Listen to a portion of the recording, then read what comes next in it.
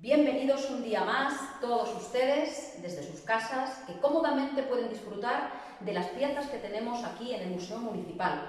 En Vive tu Museo llevamos el museo a sus casas. El tema de hoy es la alimentación en el mundo ibérico, desde el origen, desde la ganadería, la agricultura, los procesos para poder elaborar los alimentos, hasta el consumo en la mesa. Y todo ello teniendo en cuenta que estamos hablando en un momento en el que estamos todos concienciados con la alimentación. Pensemos, en el momento en el que nos quedamos recluidos en casa, han ocurrido muchas cosas, desde que ha habido desabastecimiento de determinados productos hasta que hemos decidido elaborar panes, crepes, bizcochos, porque estamos en casa y de alguna forma, de forma ancestral, estamos volviendo a ese calor de hogar. Estoy convencida que estamos encendiendo el horno muchísimo más. Miren, les había traído unas pequeñas plantitas para explicarles cuáles son las hierbas, las gramíneas, los cereales que han aparecido en las pruebas carpológicas y en la palinología que se ha hecho en años atrás en el yacimiento arqueológico del Cerro de las Cabezas. La carpología es una prueba que, como su propio nombre indica, karpos en griego significa semilla. Palinología es polen, el estudio de la exina, que es un material muy imperecedero, muy duro, muy permanente, que protege la espora del polen bajo la tierra y gracias a esas columnas polínicas podemos llegar a determinar qué cereales, qué gramíneas, qué árboles, en definitiva, cuál era la vida vegetal salvaje que había en el entorno de la ciudad ibérica del Cerro de las Cabezas. Normalmente los muestreos se cogen en plena calle, en lugares abiertos, donde nos puede dar una mayor idea de la proporción de ese polen que habría en el ambiente. La carpología estudia, como antes he comentado, las semillas que aparecen en algunos casos enteras por un proceso, han llegado hasta nosotros por un proceso de carbonización, y en estos casos podemos observarlas, son macrorestos, es decir, los observamos con el ojo. Aquí, por ejemplo, en esta vitrina tengo unos restos de cebada y de beza que apareció en un granero, en el granero Q1, creo recordar, que se había incendiado, se había quemado. Entonces, toda esa cebada y esa beza que estaba contenida en el granero se quedó atrapada bajo los muros de esa infraestructura. Gracias a esto y a ese proceso de carbonización podemos estudiar esas semillas. Se hacen estudios que nos dan muchísimas pistas de cómo podría ser esa agricultura. Bien, pero también tenemos los ensayos faunísticos y también la antracología. La antracología nos ayuda a comprender cómo era la madera. Son los restos de maderas, los restos de pequeños carbones vegetales que han quedado en las hogueras o han restado en un gran incendio que haya sucedido, como es el caso de este granero Q1, en el que apareció grano, pero también apareció madera. Pues bien, en este caso, estos restos son poderosos para determinar cómo sería esa agricultura y cómo sería esa ganadería, porque también aparecen restos de huesos, de los huesos de los animales domésticos que poblarían el interior de la ciudad. En realidad, había muchos más animales fuera, animales salvajes, y otro tipo de animales que estabularían fuera de la ciudad. Los huesos que han llegado a nosotros dentro de la ciudad, dentro del ámbito doméstico, dentro de las calles, en los basureros, tienen que ver con los restos de alimentos y también, evidentemente, con restos de animales domésticos como el canis familiaris, los perros. Los perros que tenemos hoy en día probablemente eran animales de compañía y han aparecido también en el registro arqueológico. Pues bien, con todo esto podemos hacer un panorama de una agricultura cerealícola y una ganadería de ovicáprido, es decir, el panorama general en agricultura y ganadería es muy similar, entre comillas, al que tenemos hoy en día para este clima y este lugar. Por supuesto, hoy en día el campo está esquilmado por el monocultivo de la vid, el olivo y una agricultura no siempre respetuosa con el medio. Esa agricultura en mosaico ya se ha perdido, que hace 50 o 60 o 70 años sí existía. Las lindes y riberas, entre esos mosaicos de cultivo, favorecían las especies como las perdices, las codornices, que hoy en día están viendo cómo están bajando sus niveles poblacionales debido precisamente a ese tremendo monocultivo que estamos implantando. Es algo que nuestra sociedad debería plantearse. Es un mensaje que también nos llega del pasado. Esa variedad de cereales, animales que conjugaban, que confluían en un ecosistema antropizado por el hombre se beneficia del medio ambiente, pero en una comunión más respetuosa que la que tenemos hoy en día. Cereales. Esa es la base de la alimentación en el mundo ibérico. ¿Qué cereales tenían? Pues lo sabemos por los registros arqueológicos. Fundamentalmente tenemos el triquitum durum, tenemos la cebada, tenemos el mijo, tenemos la avena, que normalmente en estas zonas está en baja proporción porque necesita un clima un poquito más frío. Pero fíjense, nosotros hoy en día consumimos pan multicereales, por ejemplo. Mucha gente ya está acostumbrada a tomar pan con cereales. Incluso en algunos tienen semillas de amapola o semillas de cáñamo, cañamones, o tienen semillas de sésamo. Estos panes son fantásticos porque los minerales y las vitaminas que tienen unos cereales se apoyan en otros.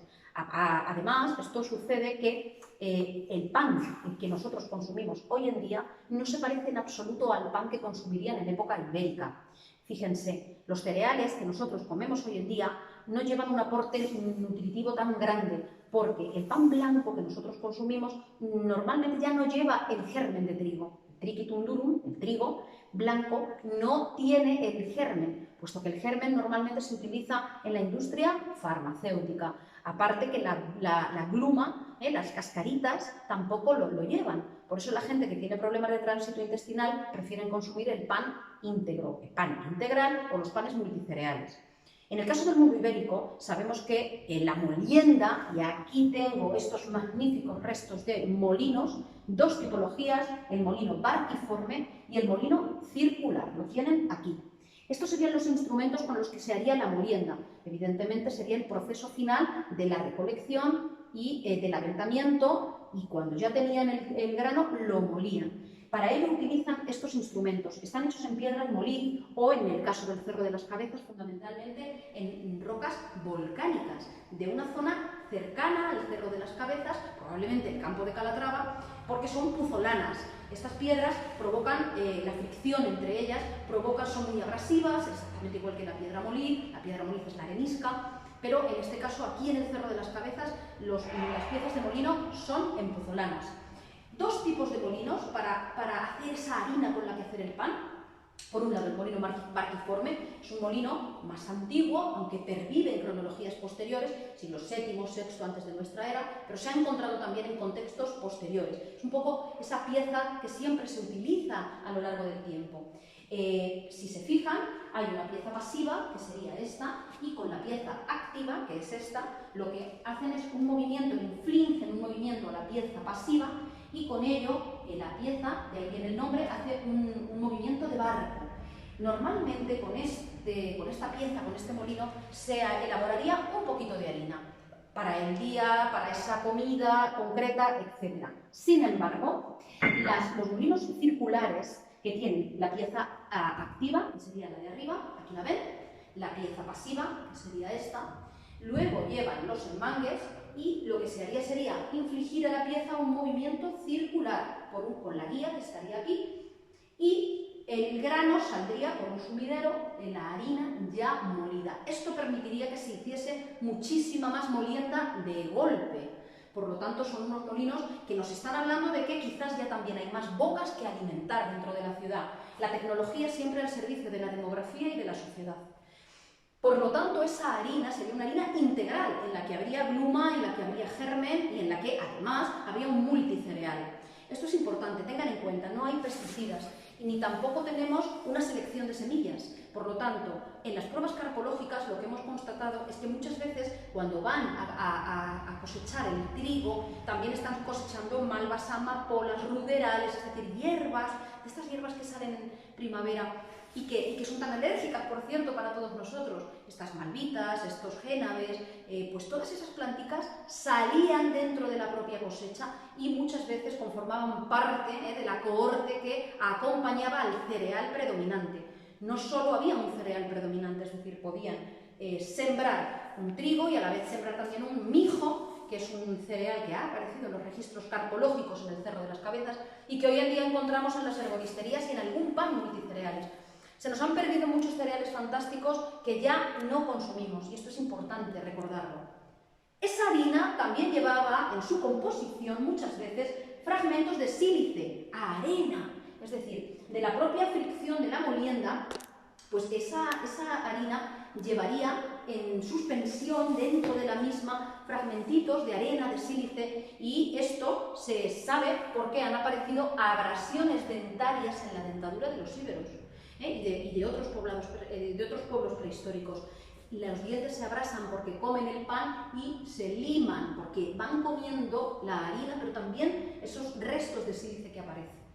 Pues bien, ese pan sería un pan ácimo, es decir, algo parecido a lo que nosotros hacemos con la pizza. Pues sería un pan fino y no llevaría levadura, como los crepes, como las pizzas. Los cereales son la base de la alimentación fundamental. Las grasas que utilizarían serían, por un lado, las grasas animales provenientes del ganado ovino, bovino y caprino, y también los suidos, el cerdo, que tiene una presencia importante, aunque la mayor ganadería, la extensiva, es la de ovicáprido, con un menor porcentaje de suido, de cerdo, y con un menor porcentaje de bóvido. Y el equus, es decir, el caballo, no sería un alimento, no se ha constatado que sea una presencia rotunda, sino que sería evidentemente un animal como, en primer lugar, para transporte, para trabajo, pero también para prestigio social, y en el caso de los íberos es importante destacarlo. Esa grasa podría ser, por un lado, como digo, animal, para rellenar las teas, la grasa para las teas, para dar luz, para diferentes ungüentos médicos, para incluso engrasar determinadas argollas, poleas, etc. Pero también para comer, la manteca de cerdo, por ejemplo. Y la grasa vegetal, que sería el aceite de oliva como fundamental grasa en esta época. Pero tengo que decirles algo. Miren, el acebuche a partir del siglo VI antes de nuestra era comienza a cultivarse en la península ibérica, se domestica. Son los griegos los que nos enseñan a hacer esto y el aceite viene del Mediterráneo. A partir de esta cronología comienza a elaborarse el aceite de oliva en unos molinos que son un poquito distintos a estos. Pues unos molinos aceiteros que tienen una vertedera por la que caería el aceite, el zumo de la oliva. Pero este aceite, y esto es importante, lo tengo que reiterar, no es un aceite que se utilice con un uso común y con un uso extendido. El aceite de oliva tiene un uso muy concreto, que sería, por un lado, la medicina, la iluminación, pero no tanto como la grasa animal, que es mucho más común y es más fácil de conseguir. Y, para que se hagan la idea, permítanme, no se echarían las tostadas por las mañanas. El aceite de oliva no es un aceite de consumo humano tan extendido como hoy en día. Es una joya, evidentemente, es una joya que nunca debemos olvidar. Y con respecto a los vegetales, con respecto a las frutas, tengo que decir algo. Está el prunus, hemos encontrado registros en el ámbito ibérico de prunus, habría albaricoques, manzanos, habría perales, pero hay un montón de frutas que no conocerían, porque han venido bien de América o bien de otras zonas, de otros continentes, y se han ido de alguna forma incorporando a la dieta alimenticia. Pero bien es verdad que hoy en día, en enero o en febrero, nos da igual, nos comemos un mango que viene de Costa Rica, con la huella ecológica que esto implica. Y está bien si lo hacemos de una forma puntual, pero tengan en cuenta que la alimentación más sostenible, más ecológica y más racional es aquella que tenemos cerca. Los productos que en el momento nos da la tierra son los que tienen los mayores nutrientes que puede aportar esa tierra a nuestro organismo. Esto nuestros abuelos y abuelas ya lo hacían. Ahora mismo estamos en primavera. Por desgracia, no podemos salir al campo. Dentro de poquito lo haremos. Y piensen en la cantidad de espárragos que están surgiendo por las cunetas y por los encinares. Esos espárragos ricos en ácido úrico, ricos en minerales, en vitamina C, son fantásticos para la dieta de la primavera, para lo que nuestro organismo necesita, para prepararse para la estación estival. Pero preferimos comer tomates en invierno. Tal vez deberíamos reflexionar acerca de esto. ¿Por qué no comer los tomates cuando los da la tierra? ¿Y por qué no consumir esas huertas que tenemos cercanas a los ámbitos donde vivimos? No es tan difícil y quizá este también sea el mensaje que nos legan las generaciones precedentes, los íberos, nuestros ancestros. Pero no está tan lejano, también nuestros abuelos. Piensen que la alimentación evidentemente es cultural. Y nosotros no podemos, de alguna forma, desasirnos de la cultura en la que vivimos. una cultura globalizada, en la que en Internet hay 1000 recetas de cocina, en la cual nos apetece por palatabilidad probar cosas distintas. Yo siempre les digo que patrimonio es aquello que nos legaron y que no son solo estas piezas de molinos, que no son solo estas ollas, estas tapaderas o esa cebada ibeza, que es una joya, por cierto, porque es materia orgánica que se ha conservado intacta y que está aquí en el Museo Municipal para que vengan a verla cuando quieran, cuando puedan, está aquí esperándoles. Esto no solo es el patrimonio también es esas gachas de harina, de maíz, de harina de almorta, de harina de trigo, con leche, nuestras gachas, las que todos conocemos de la harina de almortas, de guijas, otro tipo de gachas, porque las gachas han sido un alimento que ha cubierto muchas bocas y que ha dado fuerza a muchos brazos en la historia de la humanidad. Hoy en día se ha perdido un poco en la cultura de las gachas. Es importante comer el cereal con pocos ingredientes, cocinados de forma sabia. Recuerden los monjes que hacían sus abuelos y abuelas. Con un trocito de bacalao, una patata y un tomate seco, hacían una exquisitez, rica en nutrientes, sin grasas saturadas, sin unos grandes dotes culinarios, aunque he de decir que estoy convencida que son joyas de la cocina. Esos abuelos nuestros que se iban a las quinterías a trabajar, igual que los íberos lo harían, pasaban jornales en la quintería y tenían que comer con lo poco que tenían. Reitero, eso es patrimonio, y ahora que estamos en el confinamiento y que sabemos que ir al supermercado es una prueba de riesgo, en la que todos tenemos estrés, en la que tenemos miedo al desabastecimiento, les animo a volver a una alimentación consciente, una alimentación solidaria, una alimentación ecológica, y no con la etiqueta que lleva la ecología, sino con la etiqueta que da nuestra ancestralidad, con la que tenemos que reconectar. Muchísimas gracias por su atención, espero que experimenten recetas de gachas, de monjes y que en cuanto puedan coman espárragos, ese regalo de la primavera que nos está esperando ahí fuera.